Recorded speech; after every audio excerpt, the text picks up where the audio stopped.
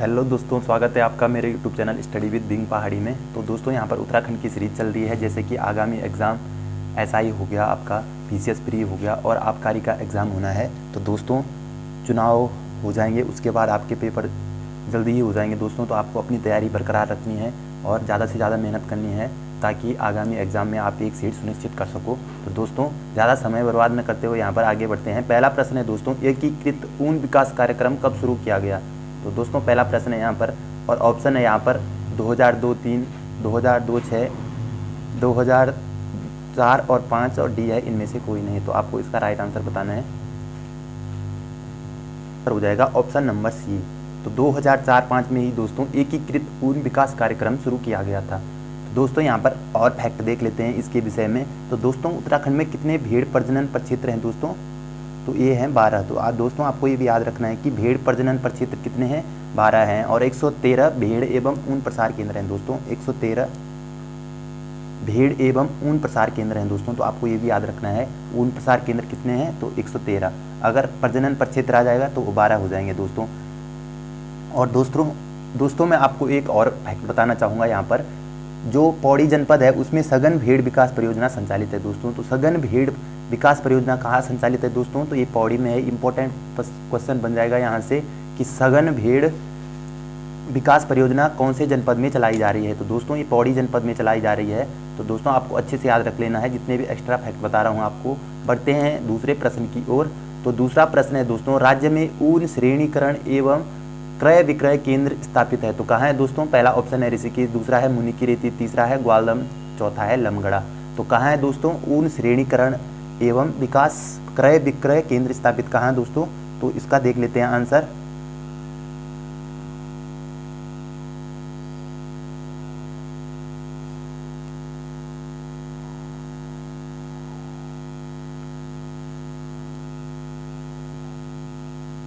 दोस्तों इसका right answer हो जाएगा ऑप्शन नंबर बी। तो मुनिकीरेती में है दोस्तों। ये जो यहाँ पर प्रश्न दिया गया है इसका राइट आंसर मुनिकीरेती हो जाएगा। अब दोस्तों ऋषिकेश से देख लेते हैं। जो पशुलोक है दोस्तों ऋषिकेश में, वहाँ पर क्या है दोस्तों? वहाँ पर है ऊन विश्लेषण प्रयोगशाला।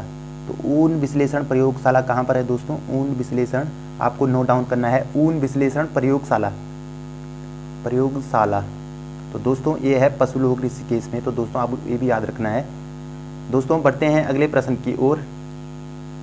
तीसरा प्रश्न है दोस्तों, कुक्कुट विकास हेतु राज्य में 7 राजकीय कुक्कुट प्रक्षेत्र में से 3 संचालित हैं। तो निम्न में से कौन सा नहीं है? तो दोस्तों यहाँ पर 7 में से जो 3 है दोस्तों वो संचालित हैं। तो 3 यहाँ पर दिए गए हैं और उनमें से एक आपको गलत बताना है कि कौन सा नहीं है। तो दोस्तों पहला ऑप्शन है यहाँ पर पशुलोक, दूसरा है बीण, तीसरा है यहाँ पर हवालबाग और चौथा है श्यामपुर। तो दोस्तों देख लेते हैं इसका राइट आंसर।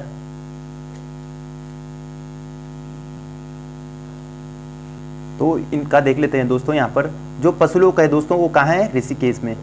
तो यहाँ पर भी हो जाएगा। और भीड़ कहाँ है दोस्तों? ये है पिथौरागढ़ में। तो यहाँ पर भी है। और यहाँ पर तीसरा है जो हवालबाग, वो कहाँ है दोस्तों? हवालबाग का युद्ध भी पढ़ा होगा आपने। तो हवालबाग कहाँ है दोस्तों? ये है अल्मोड़ा में। तो तीनों में हो जाएगा दोस्तों। जो श्यामपुर है इसमें ये गलत आंसर हो जाएगा दोस्तों। तो दोस्तों बढ़ते हैं अगले प्रश्न की ओर। चौथा प्रश्न है दोस्तों, सूकर विकास कार्यक्रम के अंतर्गत राज्य में राजकीय सूकर प्रक्षेत्र हैं। तो निम्न में से कौन सा एक है? तो इसमें से कौन सा हो जाएगा दोस्तों? पहला ऑप्शन है पशुलोक श्यामपुर, दूसरा है छाम, तीसरा है अल्मोड़ा, चौथा है इनमें से कोई नहीं। तो आपको इसका राइट आंसर बताना है कि कौन सा हो जाएगा। Option number A. तो 2 राजकीय सूकर प्रक्षेत्र हैं दोस्तों। एक तो श्यामपुर, जो पशुलोक श्यामपुर है उसमें है दोस्तों। और दूसरा मैं आपको बता देता हूँ दोस्तों, दूसरा कहाँ है? तो ये है काशीपुर उधमसिंह नगर में। तो दूसरा कहाँ है दोस्तों? काशीपुर में। तो आपको ये भी नोट डाउन करना है, काशीपुर। दूसरा कहाँ हो जाएगा? काशीपुर में। और पहला कहाँ है? पहला पशुलोक श्यामपुर। तो दोनों याद रखने हैं दोस्तों आपको। बढ़ते हैं अगले प्रश्न की ओर। 5वां प्रश्न, राज्य में किस प्रकार के रेशम का उत्पादन होता है? तो दोस्तों उत्तराखंड में भी रेशम का उत्पादन होता है दोस्तों। तो कौन से प्रकार का रेशम यहाँ पर उगाया जाता है दोस्तों? तो पहला है मलबरी, दूसरा है टसर, तीसरा है मूंगा और चौथा है सभी। तो दोस्तों आपने सोच लिया होगा कि जो डी ऑप्शन होता है उसकी तरफ लोग ज़्यादातर जाते हैं। तो दोस्तों इसका राइट आंसर भी डी हो जाएगा। तो सभी हो जाएगा इसका। इतने भी रेशम है तीनों ये यहाँ उत्तराखंड में पाए जाते हैं दोस्तों। और एक आपको और नोट डाउन करना है, जो एरी है दोस्तों, एरी, तो ये भी उत्तराखंड में उगाया जाता है रेशम। दोस्तों बढ़ते हैं अगले प्रश्न की ओर। और दोस्तों एक प्रश्न और बनता है यहाँ पर कि उत्तराखंड में रेशम का कारखाना सबसे पहले किसने खोला था दोस्तों, रेशम का कारखाना। तो दोस्तों वो खोला था इंद्रचंद ने, जो चंद्रवंशीय राजा इंद्रचंद था दोस्तों, उसने यहाँ पर रेशम का कारखाना। और यहाँ से एक प्रश्न और बनता है दोस्तों कि पटरंग वाली प्रथा किसने चलाई थी दोस्तों, पटरंग वाली प्रथा तो वो भी इंद्रचंद ने चलाई थी दोस्तों। चंद राजा था जो इंद्रचंद, उसके टाइम पे यहाँ पर रेशम का उत्पादन किया गया था दोस्तों। तो आपको ये भी अच्छे से याद रख लेना है। बढ़ते हैं अगले प्रश्न की ओर। छठवां प्रश्न है दोस्तों, राज्य में कुल बोए गए क्षेत्रफल का कुल सिंचित क्षेत्रफल लगभग कितना प्रतिशत है। तो दोस्तों यहाँ पर भी प्रश्न बनते हैं, तो देख लेते हैं इसका पहला ऑप्शन क्या है।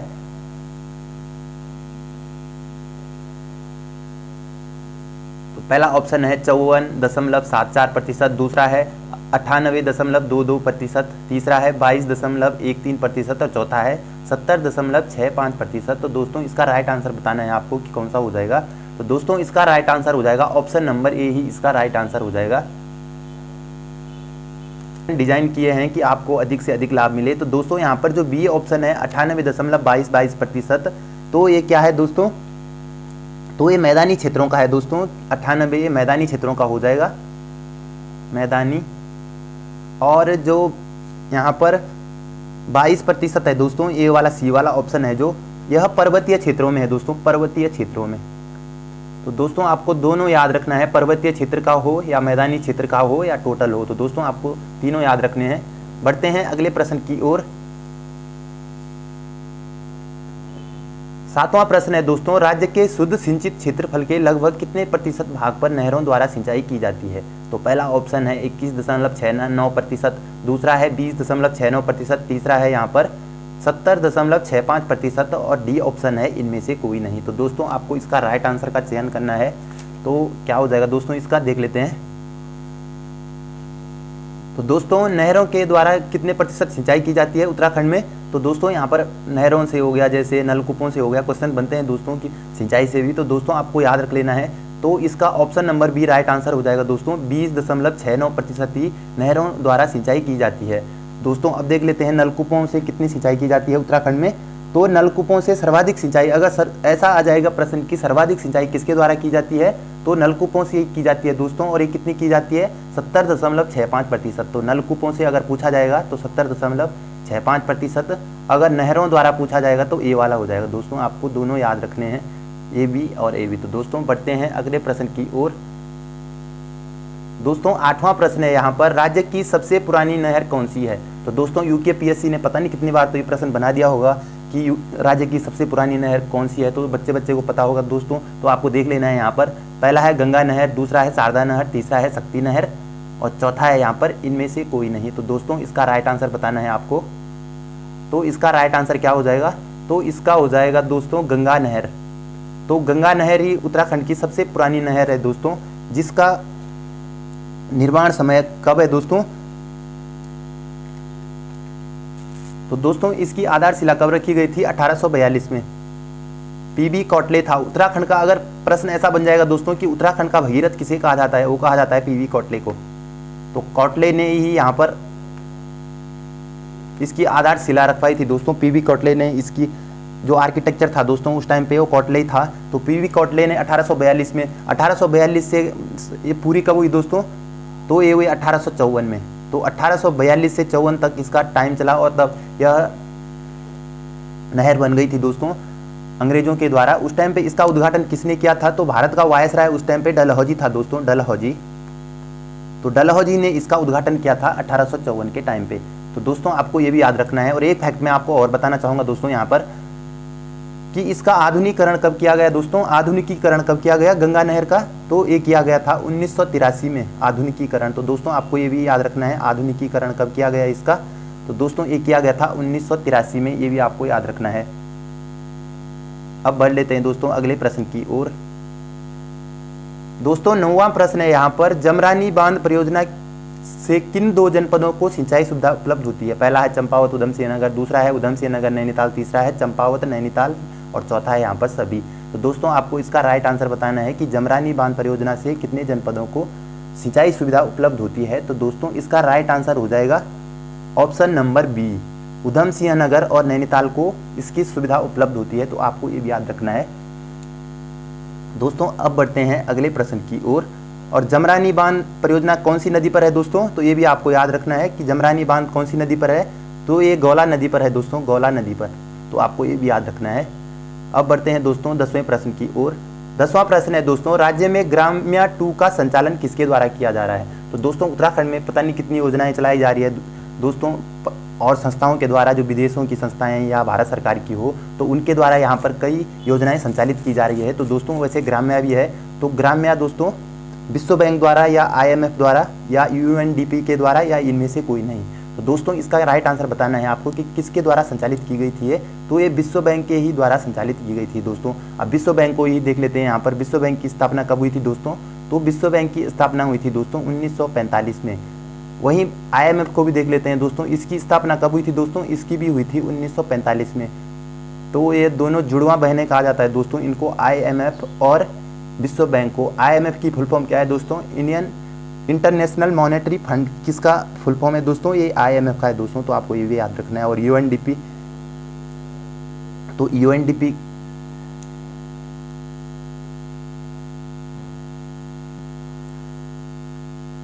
जो ग्राम्या 2 है दोस्तों, ये कब पूरी हो गई थी उत्तराखंड में, तो दोस्तों 31 जनवरी आपको याद रखना है, 31 जनवरी 2022 को यह पूर्ण हो चुकी है दोस्तों, यह पूर्ण हो चुकी है। अब जो ग्राम्या 2 है, तो ये किसके द्वारा संचालित की जा रही थी, तो विश्व बैंक के द्वारा ही संचालित की जा रही थी। आपको ये भी याद रखना है और डेट भी याद रखनी है दोस्तों। बढ़ते हैं अगले प्रश्न की ओर। ये देखो दोस्तों, मैंने यहाँ पर मेंशन भी कर रखा है,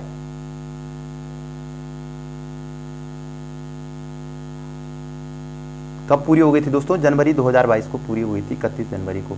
अब दोस्तों देख लेते हैं यहाँ पर 11वां प्रश्न। 11वां प्रश्न है दोस्तों, हार्क की स्थापना कब हुई थी। तो आप हेस्को और हार्क में कंफ्यूजन होते होंगे दोस्तों, देख लेते हैं पहले हेस्को की स्थापना कब हुई थी दोस्तों, हेस्को की इस होगा दोस्तों, हेस्को की स्थापना कब हुई थी दोस्तों, ये हुई थी 1979 में। किसने करी थी दोस्तों, अनिल जोशी है, जो अनिल जोशी जी हैं उत्तराखंड में, जो दोस्तों इसे की हेस्को, ये हुई थी दोस्तों 1979 में। किसने करी थी, अनिल जोशी जी ने, अनिल जोशी जी जो पर्यावरणविद हैं दोस्तों उत्तराखंड में, अनिल जोशी जी, उनके द्वारा हेस्को का गठन किया गया था 1979 में। अब देख लेते हैं हार्क को। तो हार्क की स्थापना कब हुई थी दोस्तों, ये हुई थी 1988 में। तो आपको अच्छे से याद रख लेना है कि हार्क की स्थापना कब हुई थी दोस्तों, ये हुई थी 1988 को। और इसकी फुल फॉर्म क्या है दोस्तों, हिमालयन एक्शन रिसर्च सेंटर।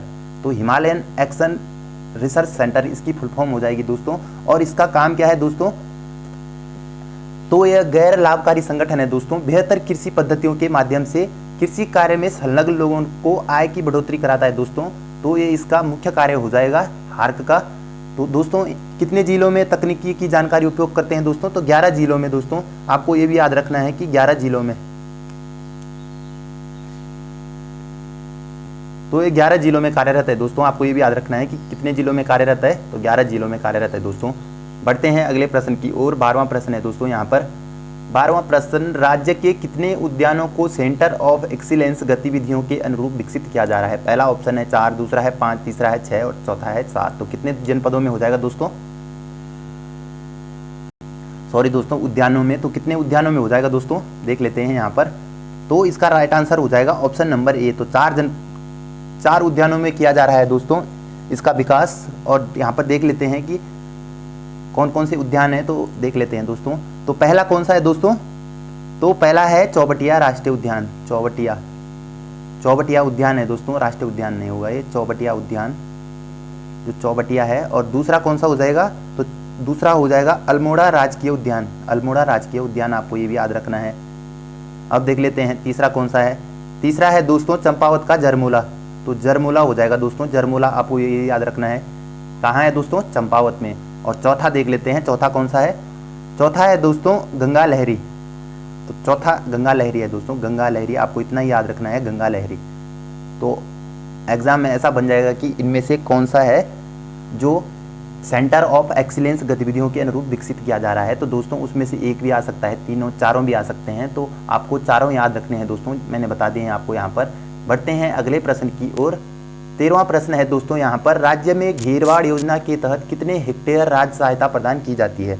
तो दोस्तों उत्तराखंड में घेरवाड़ योजना आपने गांव में भी देख रखा होगा दोस्तों कि जो घेरवाड़ की जाती है चकबंदी, ताकि पशुओं से कृषि का बचाव किया जा सके। तो दोस्तों क्षति पहुंचाते हैं पशु, तो उनके लिए घेरवाड़ जो योजना है वो प्रधान के द्वारा गाँव में कराई जाती है, जो मनरेगा के तहत भी आती है। तो दोस्तों देख लेते हैं यहाँ पर पहला ऑप्शन है 1 लाख प्रति हेक्टेयर, दूसरा है 50,000 प्रति हेक्टेयर, और तीसरा ऑप्शन है 2 लाख प्रति हेक्टेयर, और चौथा है इनमें से कोई नहीं। तो दोस्तों इसका राइट आंसर बताना है आपको। तो दोस्तों इसका राइट आंसर हो जाएगा ऑप्शन नंबर ए, 1 लाख प्रति हेक्टेयर के तहत ही दोस्तों राज्य सहायता प्रदान की जाती है। तो दोस्तों ये भी याद रखना है आपको। और कृषक प्रक्षेत्रों पर कितनी सहायता है दोस्तों? कृषक प्रक्षेत्रों पर कितनी है दोस्तों? तो ये 50% अनुदान सहायता है दोस्तों, राज्य सहायता 50%। तो दोस्तों आपको ये भी याद रखना है, और हेक्टेयर में दिया है, ये भी याद रखना है। अब देख लेते हैं 14वां प्रश्न। दोस्तों 14वां प्रश्न है यहाँ पर, राज्य में कोल्ड चेन इकाइयाँ किसके सहयोग से चलाई जा रही है? पहला है शहरी विकास मंत्रालय द्वारा, दूसरा है कृषि विभाग द्वारा, तीसरा है खाद्य प्रसंस्करण उद्योग मंत्रालय द्वारा, और चौथा ऑप्शन है मानव संसाधन विकास मंत्रालय। तो दोस्तों इसका राइट आंसर बताना है आपको। तो इसका राइट आंसर हो जाएगा दोस्तों ऑप्शन नंबर सी, खाद्य प्रसंस्करण उद्योग मंत्रालय द्वारा ही यह कोल्ड चेन इकाइयां चलाई जा रही है। तो दोस्तों ये भी याद रखना है आपको।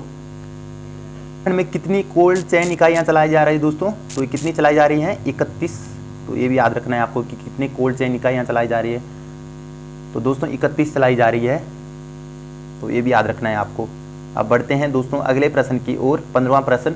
दोस्तों 15वां प्रश्न है यहाँ पर, राज्य में नई पर्यटन नीति को कब मंजूरी मिली? पहला है 17 मार्च 2023, दूसरा है यहाँ पर 20 मार्च 2022, तीसरा है 17 मार्च 2021, और चौथा है इनमें से कोई नहीं। दोस्तों इसका राइट आंसर बताना है आपको। तो ऑप्शन नंबर ए ही इसका राइट आंसर हो जाएगा कि राज्य में नई पर्यटन नीति को कब मंजूरी मिली दोस्तों? ये मिली थी 2023 17 मार्च को। और कितने वर्ष के लिए दोस्तों? ये है 7 वर्ष के लिए। तो दोस्तों 2023 से और 30 तक यह पर्यटन नीति है दोस्तों, 30 तक। तो आपको ये भी याद रखना है कि 2023 से 30 तक।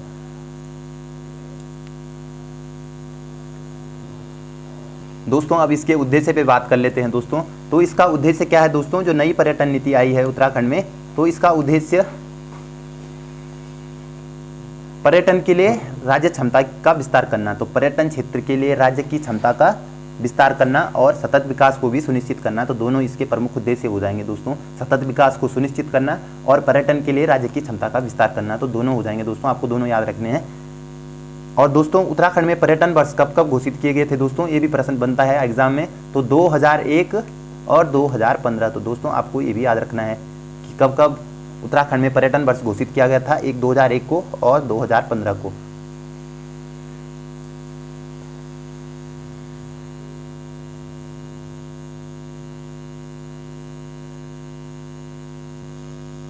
उत्तराखंड में पहली पर्यटन नीति कब आई थी दोस्तों? तो पहली पर्यटन नीति कब आई थी देख लेते हैं यहाँ पर। नई पर्यटन नीति, जो पहली पर्यटन नीति थी वो आई थी 26 अप्रैल 2001 को। जो पहली पर्यटन नीति आई थी वो आई थी 26 अप्रैल 2001 को। और नई पर्यटन नीति कब आई थी दोस्तों? दूसरी पर्यटन नीति थी, जो दूसरी भी आपको याद रखनी है दोस्तों। दूसरी कब आई थी? ये आई थी 27 सितंबर 2018, 27 सितंबर 2018 को। तो दोस्तों आप ये भी याद रखना है आपको। और तीसरी कब आई थी दोस्तों? जो नई अभी हाल ही में आई थी वो आई थी 17 मार्च 2023 को। तो दोस्तों ये तीसरी हो जाएगी। और दूसरी मैंने बता दिया है आपको 2001 में, 2018 में और 2023 में। तो दोस्तों ये भी याद रखना है आपको।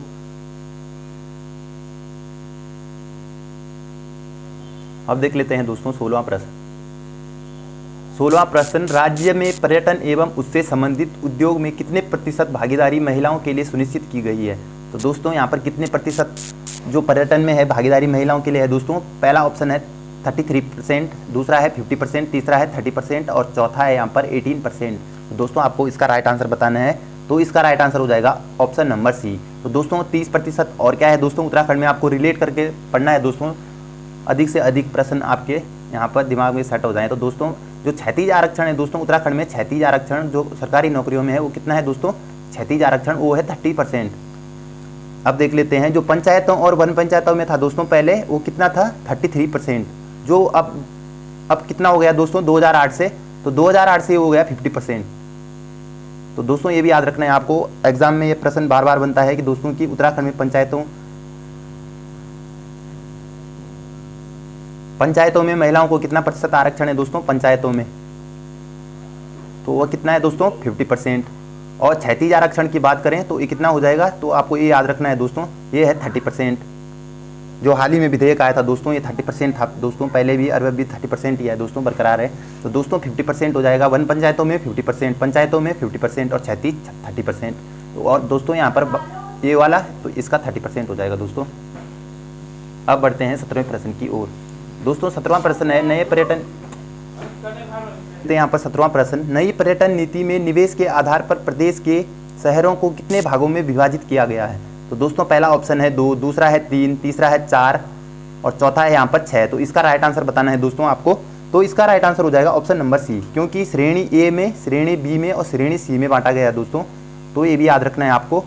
अब इससे जुड़े अन्य तथ्य देख लेते हैं दोस्तों, जो उनके लिए कितना निवेश करने पर कितना प्रतिशत अनुदान दिया जाएगा दोस्तों पर्यटन क्षेत्र के लिए। तो दोस्तों वो 25%, ए श्रेणी के लिए 25% आपको याद रखना है दोस्तों। और बी श्रेणी के लिए यहाँ से प्रश्न बन जाएगा दोस्तों कि दोस्तों बी का कितना हो जाएगा दोस्तों, तो ये 35% हो जाएगा सब्सिडी के लिए। और जो सी वाला है दोस्तों, सी वाला तो इसका भी देख लेते हैं, और सी के लिए कितना हो जाएगा दोस्तों, तो ये हो जाएगा 50% अनुदान।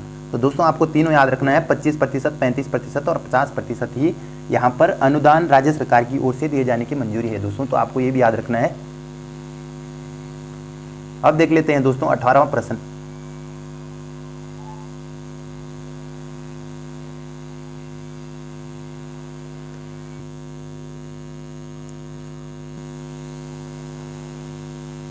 तो दोस्तों इसका राइट आंसर देख लेते हैं। तो आप क्या मारेंगे दोस्तों, इसका यूनेस्को, जबकि ये बिल्कुल गलत हो जाएगा। इसका राइट आंसर इंटैक हो जाएगा दोस्तों।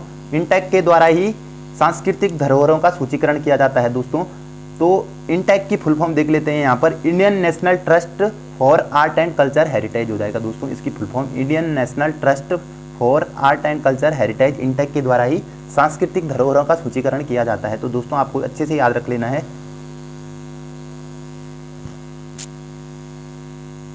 अब बढ़ते हैं दोस्तों 19वें प्रश्न की ओर।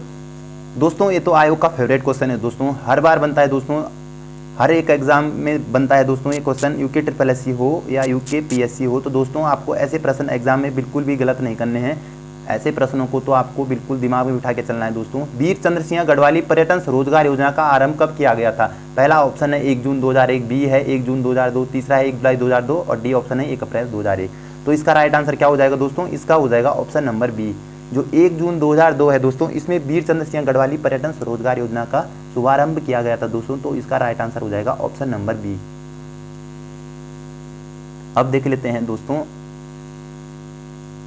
20वां प्रश्न और आज का अंतिम प्रश्न भी है दोस्तों। राज्य में Centre for Eco Tourism Sustainable Livelihood की स्थापना कहाँ की गई।